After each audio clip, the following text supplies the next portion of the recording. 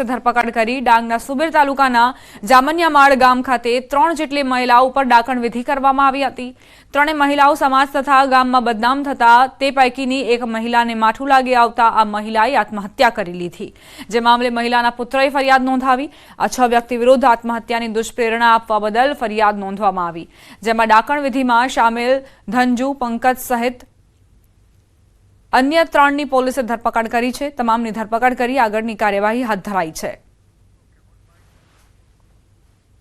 આ એક દુઃખદ ઘટના છે, ખૂબ કમનસીબ ઘટના છે, જેને સંવેદનશીલતાથી લઈને આ કામના આરોપીઓને કોઈ પણ જાતના સમાધાનની તક આપ્યા વગર સીધા એમને જેલ હવાલે કરવામાં આવે છે। દ્વારકા જિલ્લાના ખીરસરા ગામે 3 મહિના અગાઉ થયેલી લૂંટનો ભેદ ઉકેલાયો। પોલીસે વોચ ગોઠવીને રાવલ ગામેથી લક્ષ્મણ ખૂંટી, જયમલ સુંડાવદરા અને સહદેવ બાપોદરા નામના 3 આરોપીને ઝડપી પાડ્યા। આરોપીઓએ ખીરસરા ગામમાં વૃદ્ધાનું ગળું દબાવી આંખમાં સ્પ્રે છાંટી 3 તોલા દાગીના લૂંટ્યા હતા। હાલ પોલીસે 3 આરોપીને ઝડપી પોલીસે આગળની કાર્યવાહી હાથ ધરી છે। જે 3 આરોપીઓ છે એમાંથી એક છે લખમણભાઈ અરભણભાઈ ખૂંટી, જે ખીરસરા ગામના કલ્યાણપુરમાંથી બિલોંગ કરે છે, અને બીજા 2 આરોપીઓ છે જયમલભાઈ ઉર્ફે જયલો મારુભાઈ સુંડાવદરા તથા સહદેવ જેઠા બાપોદરા।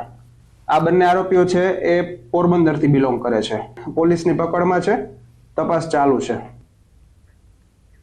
વડોદરાના કોટા રોડ પર વધુ એક ભૂવો પડ્યો। ગાય સર્કલ જવાના રોડ પર ભૂવો પડ્યો। ફૂટપાથ તરફનો રોડ પણ બેસી ગયો।